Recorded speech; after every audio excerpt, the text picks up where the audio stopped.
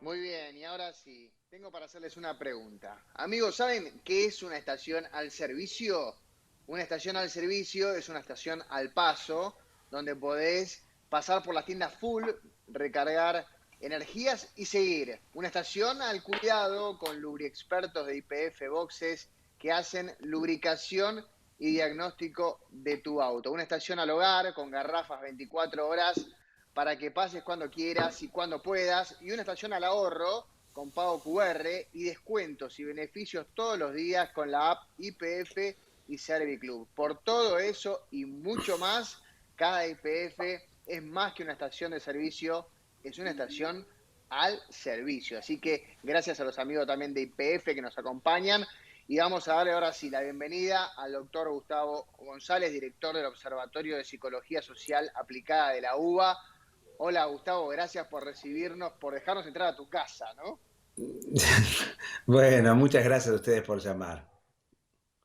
Bueno, la verdad es que la intención de esta entrevista, más allá de conocernos, te he visto en diferentes lados, te he leído un poco, es para saber y para contarle a la gente, transmitirle a la gente y llevarle más tranquilidad, ¿no? Porque, a ver, lo que nos ha sucedido este año realmente no estaba en ningún libro, ¿no? Me parece, ni de psicología, ni de salud, o sea, y ustedes se han encargado de llevar adelante diferentes pruebas en donde la verdad han sacado resultados más que interesantes y me gustaría saber y que conozcamos un poco más de lo que estuvieron haciendo. Sí, eh, realmente, como vos bien decís, la humanidad está enfrentando una situación absolutamente límite, extrema, excepcional, inédita, impensable para el siglo XXI que un tercio de la humanidad haya estado en algunos países y siga estando en otros, confinada en su casa sin posibilidades o con muchas restricciones para trabajar. Realmente es una situación por demás extraordinaria.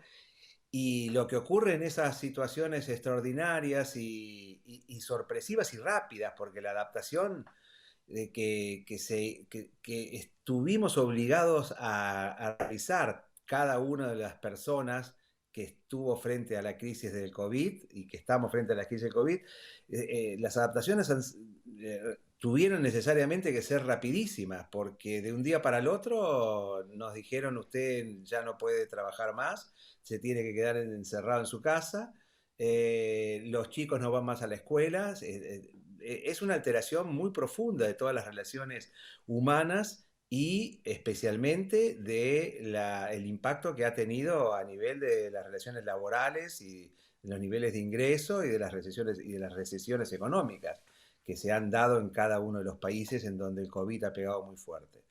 Entonces nosotros frente a esta situación realmente extraordinaria, desde el Observatorio de Psicología Social Aplicada de la Facultad de Psicología de la UBA, comenzamos a hacer estudios para monitorear especialmente la salud mental, el impacto en salud mental que a nuestro juicio iba a tener tanto la pandemia como las estrategias de cuarentena.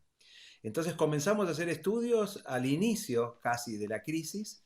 Nuestro primer estudio fue a los 12 días de cuarentena, la primera cuarentena establecida en el mes de marzo. Y hoy llevamos ya 10 estudios consecutivos con más de 25.000 casos de total país relevados. Y le preguntábamos en cada uno de nuestros estudios a la gente, básicamente, para hacer un breve resumen, cómo se Sí. sentía, cuál era su estado de ánimo, eh, cuáles eran sus principales preocupaciones. Y a partir de todas estas preguntas pudimos elaborar lo que nosotros llamamos curva de salud mental. Y lo que relevamos en esa curva de salud mental es que todo el conjunto de emociones negativas que hacen al malestar psicológico, llámese incertidumbre, preocupación, ansiedad, depresión, pérdida de sentido de la vida, en los primeros meses aumentó muy significativamente, es decir, cada persona comenzaba a vivir con más y más intensidad conforme iba pasando el tiempo cuadros de ansiedad o de depresión o de extrema incertidumbre. A partir del segundo mes, es decir, 60 días, ya estábamos en valores muy altos en estas emociones negativas y nuestra curva se amesetó, pero quedó amesetada en valores realmente preocupantes como ¿Por indicadores qué? de de salud mental. ¿Por qué me decías? Sí. No te escuché. ¿Por qué preocupantes, Y digo? porque. Y preocupantes porque si seguimos, por ejemplo, con la metáfora de las famosas curvas, la curva sanitaria, la curva de Sí. recesión económica, eh, nuestra curva de salud mental llegó a valores muy altos, casi podemos decir que alcanzó el pico, pero se quedó ahí, no bajó. Y entonces en ese sentido es preocupante porque la extensión en el tiempo de la cuarentena eh, obró de tal manera que todos estos indicadores se pueden convertir luego en crónicos y entonces sí tener, una vez que empecemos a salir de la cuarentena y estemos en una etapa de Sí, cuando post recuperemos pandemia o la post cuarentena, normalidad. se puede dar cuadros de estrés postraumático, se pueden dar cuadros de difícil, por ejemplo, de ansiedad, ya en valores muy altos que se conviertan en ataques de pánico, en depresiones muy fuertes, sobre todo por las consecuencias enormes a nivel económico que está viviendo la gente y eso trae aparejado cuadros de depresión severa. Entonces, todo eso que estuvimos analizando en toda la serie de los estudios que hicimos, el último lo cerramos a los 100 días de cuarentena, ahora estamos por sacar el próximo, son preocupantes por eso, por la posibilidad de que esto se cronifique y que luego sea mucho más difícil de revertir. Eh, y en ese sentido, todas lo que estamos viendo, que son lo que nosotros llamamos estresores sociales, que es pérdida de trabajo, fábricas que se cierran, cortinas de comercio que se bajan y todo lo que estamos observando desde nuestro encierro que está ocurriendo en el mundo externo, que son generalmente malas noticias, eso conspira mucho en la posibilidad de salir indemnes desde el punto de vista de la salud mental. Ahora, Gustavo, con todo esto que me decís, el panorama es bastante difícil y duro, ¿no? Porque si uno empieza a pensar lo que va a venir a nivel emocional para los seres humanos, para los argentinos, va a ser dramático. Digo, en base a todo esto que ustedes estuvieron analizando, ¿hay algún plan de contingencia para las personas, para los seres humanos que empiezan a sentir o a padecer este tipo de cuestiones que ustedes están manifestando y que descubrieron a través de los estudios? Mira, es muy interesante esta pregunta porque nos lleva a analizar una especie de paradoja que se dio en términos de las estrategias de los gobiernos, y no solamente en Argentina, sino en muchos otros países, que es todos, o sea, en distintos países, y vamos al nuestro, teníamos muchos estudios, no solamente en este caso el de la Facultad de Psicología, del observatorio, sino había otros estudios hechos por otras universidades o por asociaciones de profesionales de salud mental que indicaban que el impacto iba a ser fuerte en salud mental. ¿Y cuál era la paradoja? Que, por ejemplo, todos los profesionales de salud mental no fuimos considerados profesionales en la categoría de profesiones esenciales y por lo tanto había fuerte impacto en salud mental y por ejemplo psicólogos, psiquiatras no teníamos la posibilidad de abrir los consultorios y eso sí que fue a mi juicio un grave error de los gobiernos, Ujú. en el caso de Argentina, de los gobiernos de la Ciudad de Buenos Aires, de la provincia y del asesoramiento que daba Nación.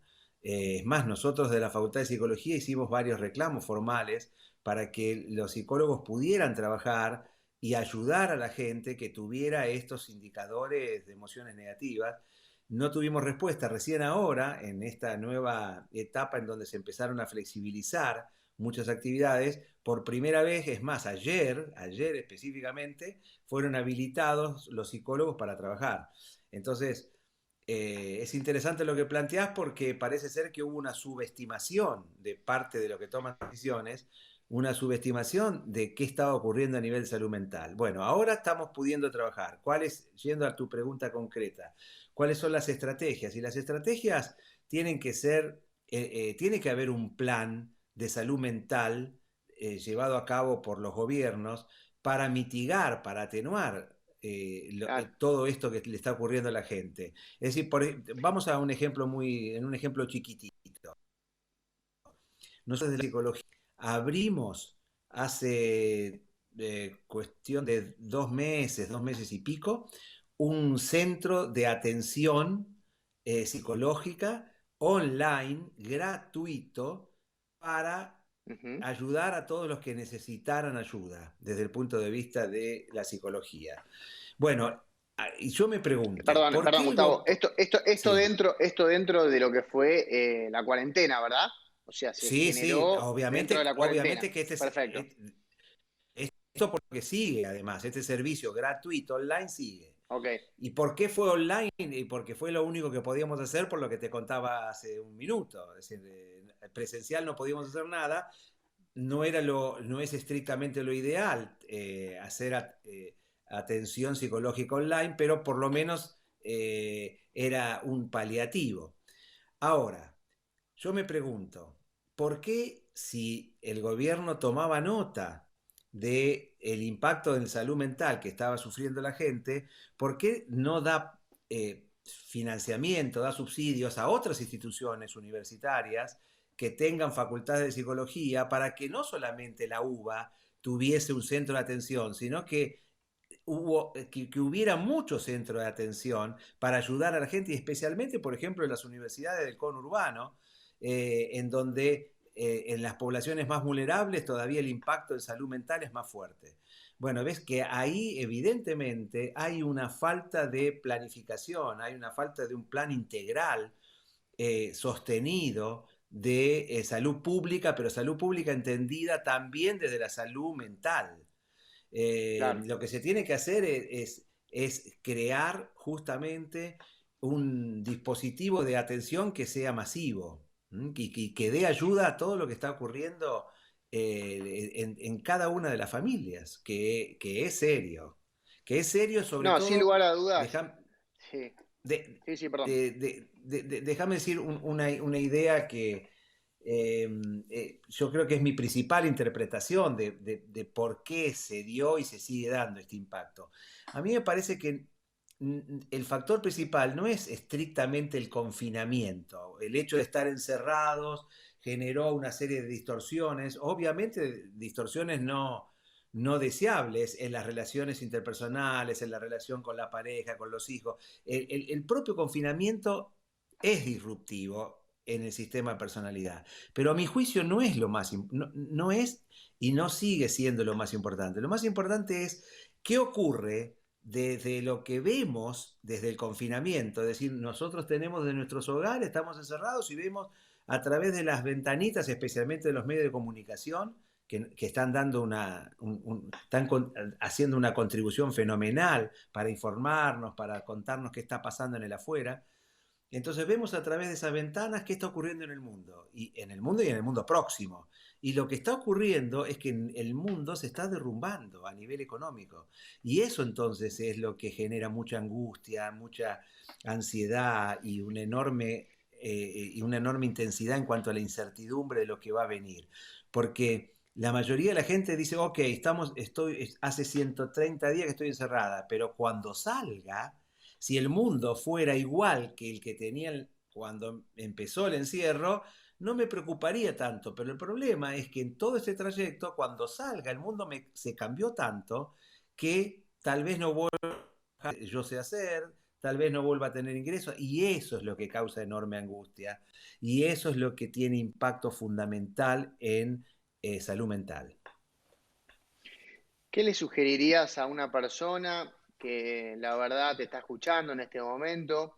Yo he hablado con un montón de amigos y a lo largo de esta cuarentena, de estar en nuestras casas y qué sé yo, a todos, viste, hemos pasado por no dormir, dormir, dormir poco, dormir mucho, algún día con un poco más de buena onda, otro día que estamos con cero onda, otro día que con tu pareja no podés ni hablar. Un poco lo que vos decías, ¿qué le decís a una persona que no tiene una enfermedad ni siquiera crónica, digo, a una persona que está atravesando por todo eso y que se encuentra como atado de pies y de manos, que dice, che, ¿y yo qué voy a hacer? ¿Cómo voy a laburar todo esto que tengo internamente? Porque sinceramente acá se manifestó algo adentro mío que no estaba antes que empiece todo esto. Bueno, mira, lo que estás describiendo es tan apropiado y tan consistente con lo que nosotros hemos recogido en nuestros estudios. Por ejemplo, alteraciones del sueño. Al principio era que la gente dormía mucho, luego fue que tenía alteraciones vinculadas con el insomnio, de no dormir. Después esto de que un día estoy más o menos bien, el otro día estoy, bueno, nosotros hablábamos haciendo una metáfora de nuestras emociones como que estamos en una montaña rusa. Claro, Así que lo que estás describiendo es perfecto. Eh, y la recomendación que podemos hacer, si bien son recomendaciones genéricas, o sea, uno puede dar una sí, serie de sí, tips sí. vinculados con lo que nosotros llamamos conducta saludable, porque después cada persona y cada familia es un mundo, en cómo lo ha impactado y las capacidades de resiliencia que tiene cada persona y en conjunto cada familia. Eh, pero lo que podemos decir es que, ¿qué nos salva en este momento? Y lo que nos salva es algo que te diría que es casi obvio y es algo universal, desde el Homo sapiens hasta aquí, que son los afectos, que es el amor y los vínculos familiares más cercanos, el amor de pareja, el cuidado y protección y el amor hacia nuestros hijos.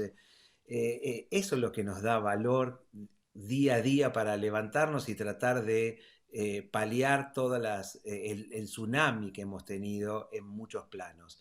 Me parece que el refugio en las relaciones sanas que tenemos con amigos, con pareja, con nuestros hijos, con nuestros padres, me parece que eso es lo que hay que intensificar, que hay que empezar a revalorizar todas esas relaciones, profundizándolas, haciéndolas más asiduas. Es duro el contacto, el no contacto El no contacto, físico, claro, el claro. no contacto físico. Y entonces uno tiene que por lo menos generar rutinas de muchos abrazos y caricias online para intentar Virtuales, darle ¿no? parche a ese virtuales. Entonces, Claro. lo que nos va a salvar, y eso también lo tenemos preguntado en el último estudio, por primera vez, a diferencia de los anteriores, le preguntábamos a la gente, ¿qué rescata de todo este periodo de 100 días de cuarentena? ¿Hay algo para rescatar? ¿Qué aprendizaje en positivo pudo haber hecho? Y fíjate que la gente lo que nos decía es la solidaridad, las amistades, la unidad en la familia, es decir, las cosas centenarias o milenarias que tenemos como especie.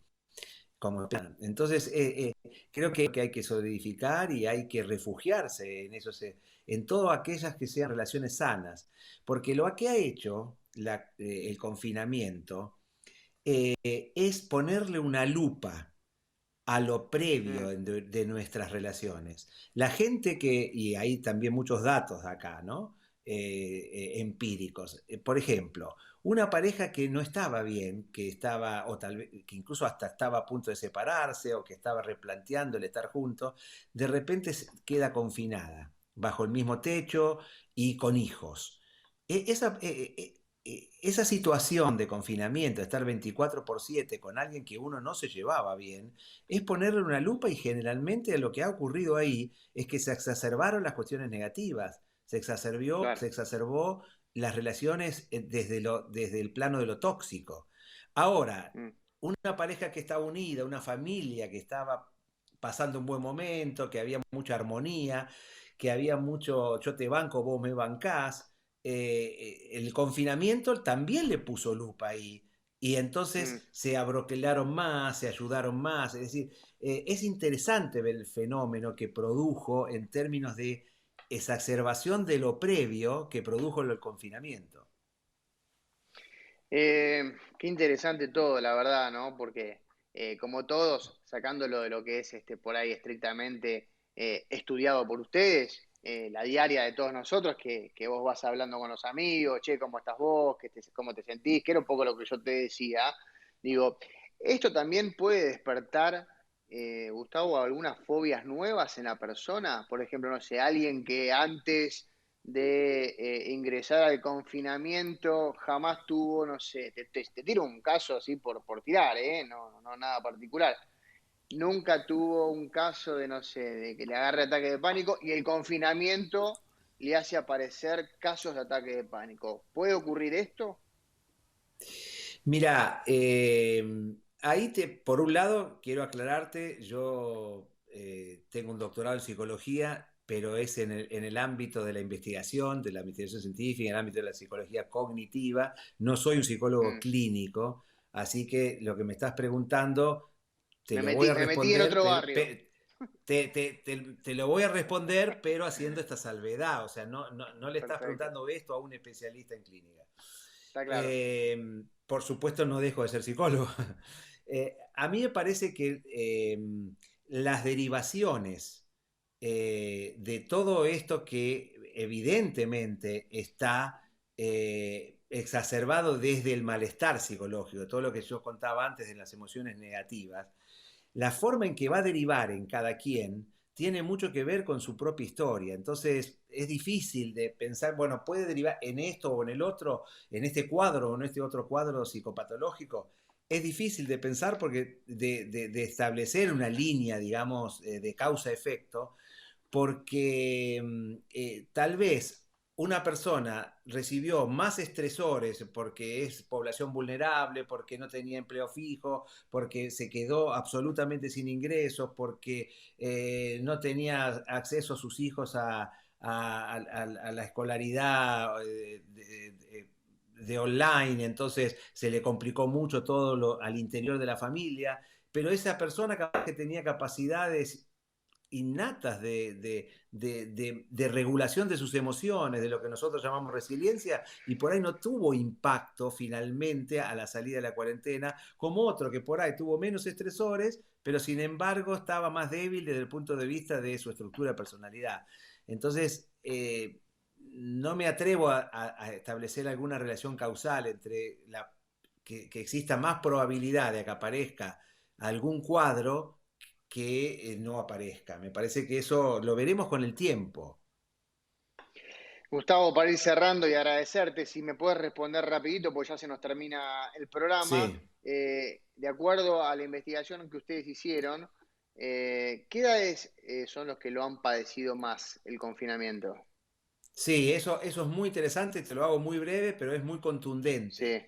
Eh, el segmento etario que más le ha impactado especialmente la cuarentena, no tanto la Mm, pandemia, son los sí. jóvenes, es Mirá. el rango etario de 18 a 29 años, luego le sigue el de 30 a 45 años, es decir, toda la banda de lo que sería el adulto, el joven y el adulto Mm. joven es el que ha tenido mayores indicadores de emociones negativas. Y el otro cruce muy interesante es el de clase social, las clases más vulnerables, las clases más pobres, las que tienen dificultades en cuanto a vivienda y acceso a servicios básicos, son los que también tienen muy arriba todo este conjunto de indicadores negativos.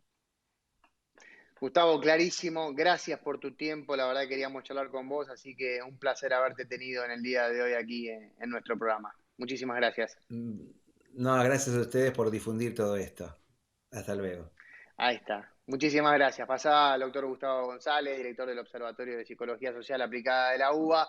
Y nosotros nos despedimos hasta dentro de una semana. Muchas gracias a todos. Cuídense, sigámonos cuidando y cuidemos a los más grandes, por supuesto. Chau, hasta la próxima. Nos vemos.